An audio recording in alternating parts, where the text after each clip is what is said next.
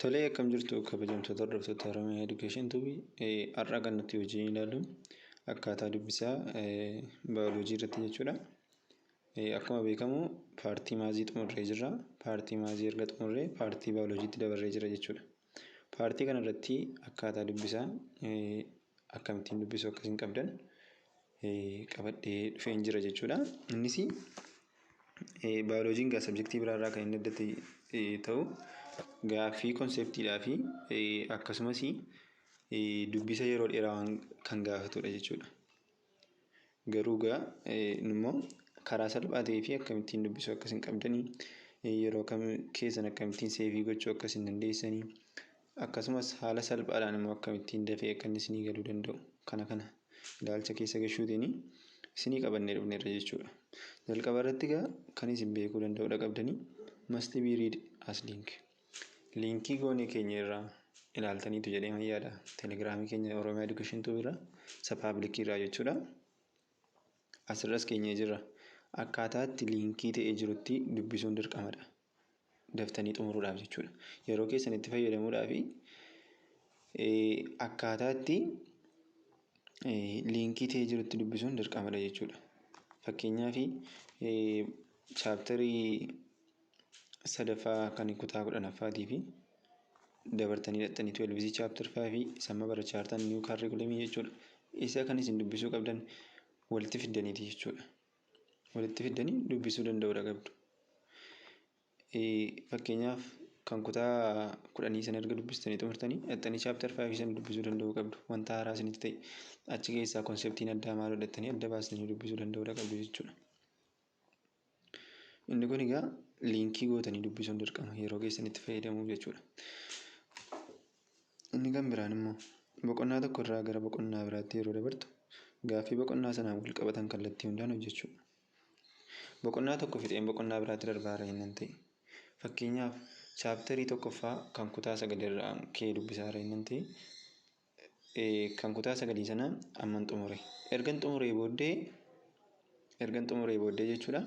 Kallattii hundumaatiin gaaffii wal qabatanii gaaffii chaaptarii sana wajjin wal qabatan hojjedheen darba jechuudha.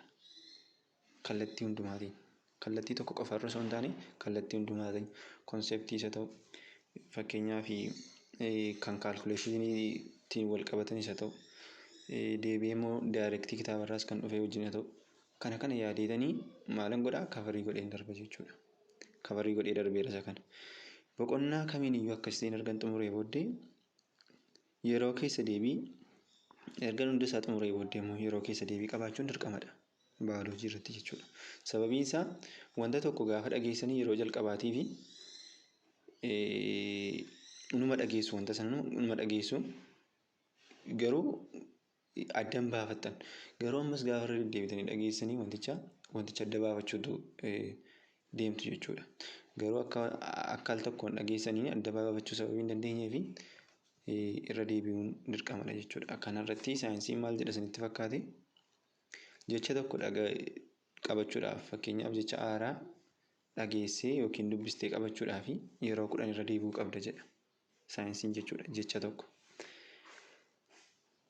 Nuti immoo yeroo 10 irra deebi'uu hin dandeenyu al tokko sirriitti dubbifna sirriitti akka keessa deebi'uu hin dandeenyetti erga dubbisnee booddee isa lammataa immoo bakka nuti ciccimu iddoon akkasii natti cima iddoo kanatti na rakkisa jennee bakka yaadnu irra deebina. Hunduma isaa irra deebina bakka nu rakkisutti immoo sirriitti irra deebinee dubbisna jechuudha. Inni kun egaa riiviyuu taayimii yookiin yeroo keessa deebii qabaachuudha jechuudha. Inni itti aanu boqonnaa kutaa bal'aa qabu sirriitti xiyyeeffannoo kennuudha. Boqonnaa kutaa bal'aa qabu fakkeenyaaf kan kutaa 10ffaa chaaptar 3 fudhannee ta'e chaaptarichi garmalee bal'aadha. Garmalee sekshinii fakkeenyaaf viidiyoo inni ilaaltu viidiyoo tokko sa'aatii tokkoof daqiiqaa 20 daqiiqaa 15 akkabaabii hojjenne kan sekshinii tokko jalatti jechuudha. Sekshiniin sun waan sin dhibu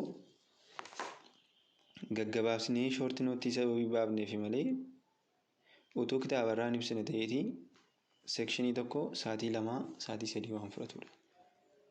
Garuu shoortii nootii sababii baafnee fi gabaabbatee akkasittiin taa'eera jechuudha. Maal jechuufan jedhee garmalee bal'aadha jechuudha poorshiiniin sun. Akkuma poorshiiniin sun bal'atu yookiin kutaan sun bal'atu gaaffiin achi keessaa bahus gaaffii baay'ee ta'a jechuudha. Fakkeenyaaf chaaptarii 3ffaa kan kutaa 10ffaa keessa bara 2014 kan dhufe gaaffii meeqadha? Gaaffii 14 oltu dhufe. 2015 kan ammoo kan dhufe jennaan ilaaltaniitu ta'e naannaa gaaffii 16 15 akkabaabiitu dhufe. Kana jechuun chaaptaricha keessaa gaaffii baay'een akka inni bahu nutti agarsiisa jechuudha. Kanaafiyyuu chaaptarii boqonnaa baay'ee qabu irratti xiyyeeffannoo kennuun dirqamadha. Akkasuma chaaptarii 3ffaa qofa osoo hin taane chaaptar 5 kan kutaa 11 kan kanaan duraa jechuudha. Isarra sirriitti xiyyeeffachuu qabdu.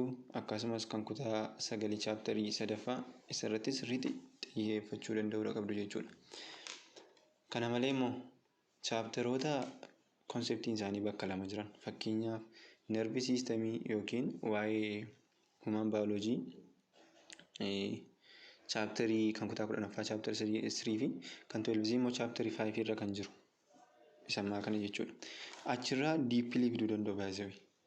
Sababiin isaa kutaa 10ffaa keessattis barattaniitu dhuftanii kutaa 12ffaa keessattis barattaniitu waan ta'eef jechuudha. Kanaafiyyuu warreen akkasii irratti sirriitti xiyyeeffannoo kennuu danda'uudha qabdu. Kana fakkaata ture. Inni kan biraan abdii kutachuu hin danda'amu.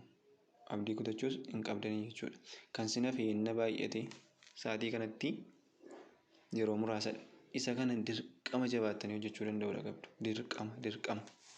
Dirqama.